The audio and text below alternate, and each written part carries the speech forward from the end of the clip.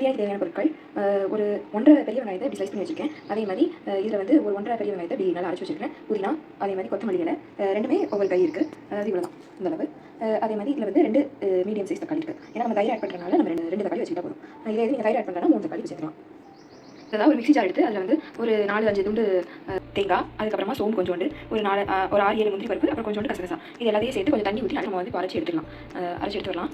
இப்போ பாருங்கள், நல்லா நம்ம அதை வந்து அரைச்சி எடுத்தாச்சு. நான் கொஞ்சம் நிறையவே தண்ணி ஊற்றி தான் அரைச்சிருக்கிறேன். நான் வந்து நல்லா பாஸ்மதி ரைஸை வந்து கழுவி எடுத்து வந்திருக்கேன். நீங்கள் உங்களுக்கு எந்த அரிசி பிரியாணி போட்டிங்களோ அது போட்டுக்கலாம். நான் வந்து இன்றைக்கி இந்த டம்ளருக்கு, இது வந்து ஒரு 200 ml பிடிக்கிற டம்ளர், இந்த டம்ளருக்கு நான் 2 டம்ளர் எடுத்துருக்கேன். நம்ம ஒரு மசாலா அரைச்சோடையும் தேங்காய், பெருஞ்சீரகம், கசகசா, அதுக்கப்புறம் முந்திரி பருப்புலாம் போட்டு ஒரு நல்ல ஒரு பால் மாதிரி அடிச்சு எடுத்தோன்னே மிக்ஸியில் அதை வந்து இதில் நான் ஆட் பண்ணிக்கிறேன். எனக்கு இது வந்து 1 டம்ளர் இருக்குது.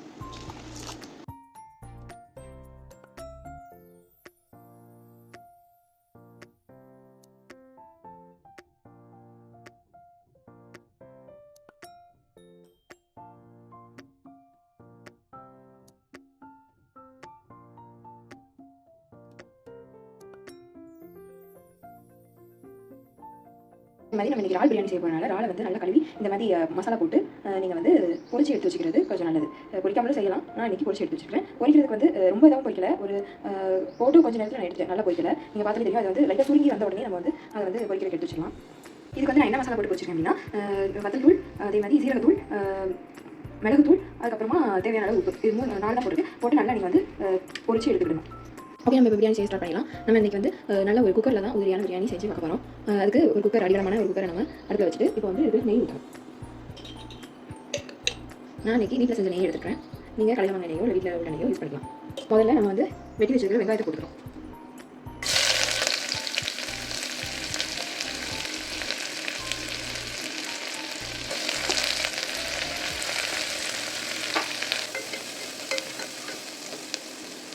லைட்டாக கலர் மாறினோடனே அரைச்சி வச்சிருக்கிற வெங்காயத்தை சேர்க்கலாம்.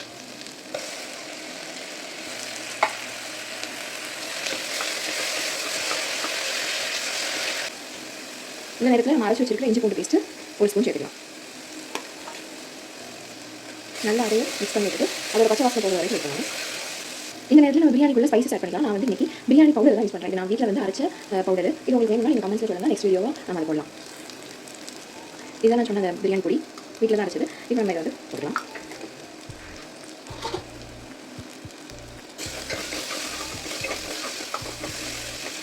இஞ்சி பூண்டு பேஸ்ட் போட்டோடனே கொஞ்சம் அடியில் பிடிச்ச மாதிரி இருக்கும். ஆனால் நம்ம தக்காளி போட்டோடனே சரியாயிடும். இதுக்கடுத்து நம்ம வந்து ஒரு கை அளவு எடுத்து வச்சுருக்கிற கொத்தமல்லி இலை போடுறேன். அதை லைட்டாக வதக்கிட்டு அதை வதக்கும் போது நல்ல ஒரு ஸ்மெல் வரும். அதுக்கப்புறமா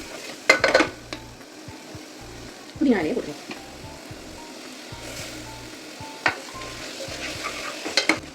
இப்போ நம்ம வெட்டி வச்சுருக்கிற தக்காளி ஆட் பண்ணிக்கலாம்.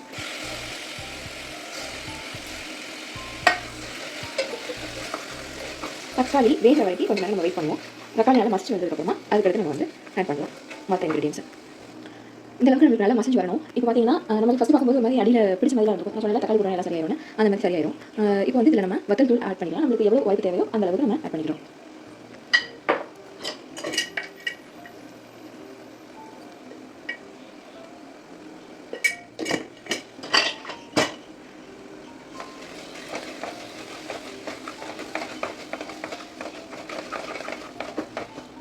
அடியில் பிடிக்காமல் இருக்கணும் அப்படின்னு சொன்னால் லைட்டாக தண்ணி தெளிச்சிக்கலாம்.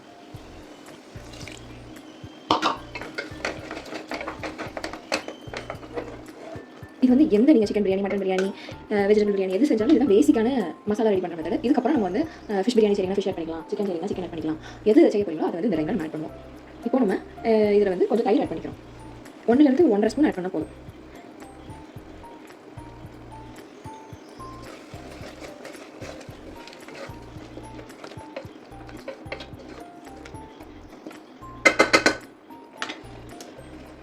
இப்போ இந்த டைமில் நம்ம எடுத்து வச்சுருக்கேன் நம்மளுடைய ப்ரான் இதில் ஆட் பண்ணிக்கலாம். பாருங்கள் எவ்வளோ அழகாக அந்த கிரேவி வந்துருக்குதுன்னு. பிரியாணியோட மசாலா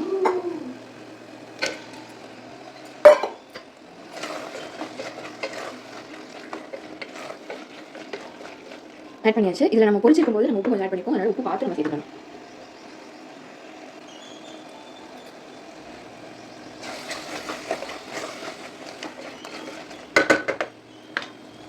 இந்த டைமில் நம்ம எடுத்து வச்சிருக்கிற அரிசியை சேர்த்துக்கலாம். ஃபஸ்ட்டு தண்ணியை முதல்ல சேர்த்துட்டு இது கொதிச்சு வந்ததுக்கப்புறமா நம்ம அரிசியை சேர்த்துக்கலாம். இப்படி நல்லா கொதிச்சு வரும்போது அரிசி ஆட் பண்ணிக்கணும். இப்போ இதில் ஒரு கொதி வந்ததுக்கப்புறமா நம்ம வந்து உப்பு வரைப்பு டேஸ்ட் பண்ணி பார்க்க போகிறோம். ஃபஸ்ட்டே நீங்கள் வந்து உங்களுக்கு காரம் எவ்வளோ தேவையோ அதை போட்டுக்கோங்க. உப்பு வந்து கம்மியாகவே போடுங்க. சில நேரம் கூடிச்சுன்னா பிரியாணியில் ஒன்றுமே செய்ய முடியாது. அதனால் கடைசி குடிச்சு பார்க்கும்போது எப்படி இருக்குன்னு பார்த்துட்டு தேவைப்பட்டால் போட்டுக்கலாம். அதனால் ஒன்றும் பிரச்சனை இல்லை. பார்த்து உப்பு வந்து தேவையான அளவு மட்டுமே போடுங்க. உப்பு வந்து எப்படி இருக்கணும் அப்படின்னா நாக்கில் வச்சு பார்க்கும்போது நல்ல ஒரு லைட்டாக தூக்கலாக இருக்கணும். ஆனால் ரொம்ப தூக்கலாக இருக்கக்கூடாது. அப்படின்னா கரெக்டாக இருக்கும் நம்மளுக்கு. நான் குடிச்சு பார்த்தேன், எனக்கு கரெக்டாக இருக்குது. நீங்களும் அதே மாதிரி ஸ்பூன் வச்சு நல்லா குடிச்சு பார்த்துட்டு லைட்டாக ஒரு கலர் கிண்டுங்க. ரொம்ப கிண்டிங்கன்னா அரிசி உடஞ்சிரும். லைட்டாக அப்படி சுற்றியே அப்படி கிண்டி விட்டுட்டு நம்ம இப்போ இதை தம் போடணும்னா இந்த ஸ்டேஜில் தம் போட்டுக்கலாம். இல்லை அப்படின்னா குக்கர் விசில் வச்சு நம்ம இது பண்ணிக்கலாம். நான் இன்றைக்கி குக்கர் விசில் வைக்க போகிறேன். அதாவது இப்படி அரிசி தெரியணும் மேலே. அந்த டைமில் தான் நம்ம மூடி போட்டு மூடணும்.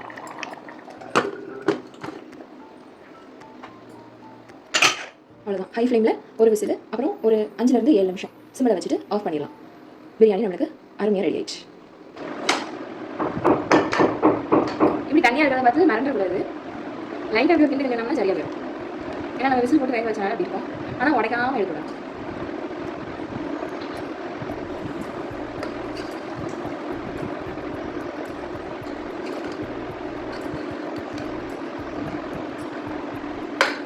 பாருங்க, அருமையான முந்திரியான ப்ரான் பிரியாணி ரெடி ஆகிடும்.